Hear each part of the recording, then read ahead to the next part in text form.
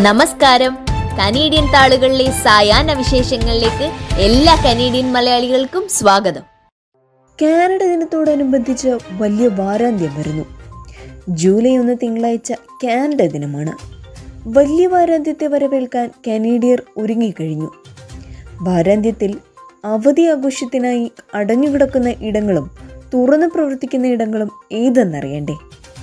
ഓൻറ്റാരിയോയിലെ art gallery 10:30 മുതൽ 4 വരെ തുറന്നിരിക്കും. GTA ബിയസ്റ്റോ രാവിലെ 11 മുതൽ വൈകിട്ട് 6 വരെ തുറന്നിരിക്കും. ഗോ ട്രാൻസിറ്റ് ശനിയാഴ്ചയിലെ ഷെഡ്യൂളിലായിരിക്കും സർവീസ് നടത്തുക. TTC സർവീസ് ഞായറാഴ്ചത്തെ ഷെഡ്യൂളിൽ പ്രവർത്തിക്കുമെങ്കിലും 6 മണിയോടെ സർവീസ് ആരംഭിക്കും. റീപ്ലീസ് അക്വേറിയം രാവിലെ 9 മുതൽ രാത്രി 9 വരെ തുറന്നിരിക്കും. വോൺ മിൽസ് രാവിലെ 11 മുതൽ വൈകിട്ട് 7 വരെ പ്രവർത്തിക്കും. സ്ക്വയർ 1 രാവിലെ 11 മുതൽ വൈകിട്ട് 6 വരെ തുറന്നിരിക്കും. CF ടൊറൻറ്റോ ഈറ്റൺ സെൻറ്റർ രാവിലെ 11 മുതൽ വൈകിട്ട് 7 വരെ പ്രവർത്തിക്കും.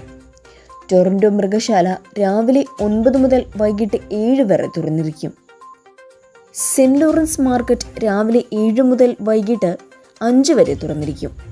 എന്നാൽ തിങ്കളാഴ്ച അടച്ചിടുന്ന പ്രമുഖ സ്ഥാപനങ്ങൾ ഇവയാണ്: ഇൽസിബിയോ സ്റ്റോറുകൾ, പ്രവിശ്യ മുനിസിപ്പൽ സർക്കാർ ഓഫീസുകൾ, ടൊറൻറ്റോ പബ്ലിക് ലൈബ്രറി ശാലകൾ, കാനഡ പോസ്റ്റ് ബാങ്കുകൾ എന്നിവ കാനഡ ദിനത്തോടനുബന്ധിച്ച് അടഞ്ഞുകിടക്കും.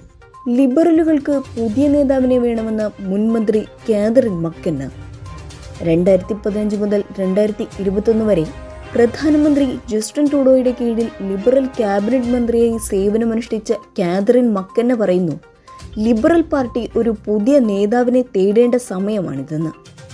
ലിബറൽ പാർട്ടി എന്നാൽ ഒരു വ്യക്തിയല്ല, അത് നിലകൊള്ളുന്ന മൂല്യങ്ങളെക്കുറിച്ചും കാനഡക്കാരുടെ ജീവിതം മെച്ചപ്പെടുത്തുന്നതിനുള്ള ഒരു ആശയമാണെന്നും ഒരു നേതാവിനെ മൂല്യശേഷം പാർട്ടിയെ ആഗമനം ബാധിച്ചുകൂടെന്നും കാതറിൻ മക്കെന്ന പറയുന്നു. ടൊറൻറ്റോ സെന്റ് ലൂയിസിൽ ലിബറലുകൾക്കുണ്ടായ അപ്രതീക്ഷിത തോൽവിക്ക് ശേഷം നേതൃമാറ്റം ആവശ്യപ്പെട്ട് ട്രൂഡോയുടെ മന്ത്രിസഭയിൽ സേവനമനുഷ്ഠിച്ച ആദ്യ വ്യക്തിയാണ് മക്കെന്ന. ആൾമാറാട്ടം നടത്തി എയർ കാനഡ ഫ്ലൈറ്റിൽ കാനഡയിലേക്ക് കടക്കാൻ ശ്രമിച്ച യുവാവ് പിടിയിൽ. വൃദ്ധവേഷം ധരിച്ചെത്തിയ 24-കാരൻ എയർ കാനഡ വിമാനത്തിൽ കയറാൻ ശ്രമിക്കുന്നതിനിടെ ഡൽഹിയിലെ ഇന്ദിരാഗാന്ധി ഇന്റർനാഷണൽ എയർപോർട്ടിൽ വെച്ച് പിടിയിലായി. 67 വയസ്സുള്ള രാഷ്വിന്ദർ സിംഗ് സഹോദ എന്ന വ്യക്തിയുടെ ഐഡന്റിറ്റി ഉപയോഗിച്ചാണ് ഗുരുസേവക് സിംഗ് എന്ന 24-കാരൻ കാനഡയിലേക്ക് പറക്കാൻ ശ്രമിച്ചത്. ശാരീരികാരോഗ്യവും പാസ്പോർട്ടിലെ പ്രായവും തമ്മിൽ വ്യത്യാസം തോന്നിയ CISF ഉദ്യോഗസ്ഥർ കൂടുതൽ പരിശോധനയ്ക്ക് വിധേയമാക്കിയപ്പോഴാണ് ആൾമാറാട്ടം നടന്നതായി വ്യക്തമായത്. കാനഡ ദിന ഫയർവർക്സ് ചൂടും വരണ്ട കാലാവസ്ഥയുമുള്ളപ്പോൾ കരിമരുന്ന് പ്രയോഗം അപകടകരമാണെന്ന് ആളുകൾ ഓർക്കണമെന്ന് Canadian Association of Fire Chief Ken McMullen. കരിമരുന്നിന്റെ തെറ്റായ ഉപയോഗം മൂലം രാജ്യത്തൊട്ടാകെയുള്ള 700-ലധികം അഗ്നിശമന വകുപ്പുകൾക്ക് ദിവസേന ഒരു കോളെങ്കിലും അപകടം അറിയിച്ചെത്തുന്നതായും മക്മുള്ളൻ കാനഡ ദിനത്തോടനുബന്ധിച്ച് നടത്തിയ മുൻകരുതൽ പ്രസ്താവനയിൽ പറയുന്നു. ഓൻറ്റാരിയോയിലെയും ക്യൂബക്കിലെയും താപനില ചില സമയങ്ങളിൽ 30 ഡിഗ്രി സെൽഷ്യസിനോട് അടുത്താണെന്നും ഈ സാഹചര്യത്തിൽ ഫയർ വർക്കുകൾ തീ ആളിപ്പടരുന്ന സാഹചര്യത്തിന് വഴിവെക്കുമെന്നും മുന്നറിയിപ്പിൽ പറയുന്നു. കാനഡ തകരുകയാണോ? ഇപ്സോസ് സർവേക്ക് ഞെട്ടിക്കുന്ന ഫലം. രാജ്യമെന്ന നിലയിൽ മൂല്യബോധവും സത്വവും നഷ്ടപ്പെട്ട ഒരു ജനത ആവുകയാണോ കനേഡിയർ? ഇപ്സോസ് നടത്തിയ സർവേയിൽ ഞെട്ടിക്കുന്ന അഭിപ്രായങ്ങൾ ഉയർന്നു കേട്ടു. സർവേയിൽ പങ്കെടുത്ത 10-ൽ 7 പേരും അതെ എന്ന ഉത്തരം നൽകി. കാനഡ തകരുകയാണെന്ന അഭിപ്രായത്തോട് ചേർന്നു നിന്നു. കാനഡ ദിനാചരണത്തെക്കുറിച്ചും ദേശീയതയിലുള്ള അഭിമാനത്തെക്കുറിച്ചും മുൻകാലങ്ങളെ അപേക്ഷിച്ച് കനേഡിയൻസിന് ഇപ്പോൾ ഉത്സാഹം കുറവാണെന്നും ഇപ്സോസ് പോളിംഗ് കണ്ടെത്തി.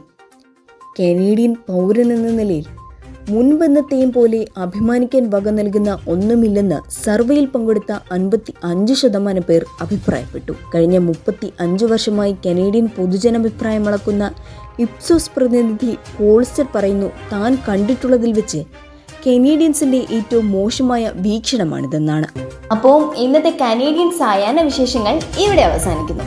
ഇത് നിങ്ങളിലേക്ക് എത്തിച്ചത് Polaris Dental, Brampton, Latha Menon, barrister solicitor of Menon law professional corporation, Kerala curry house, Mississauga, Jojo Augustine real estate broker. എല്ലാവർക്കും നല്ലൊരു സായാഹ്നം നേർന്നുകൊണ്ട് കനേഡിയൻ താളുകൾക്ക് വേണ്ടി ഗാഥാ പ്രകാശ്.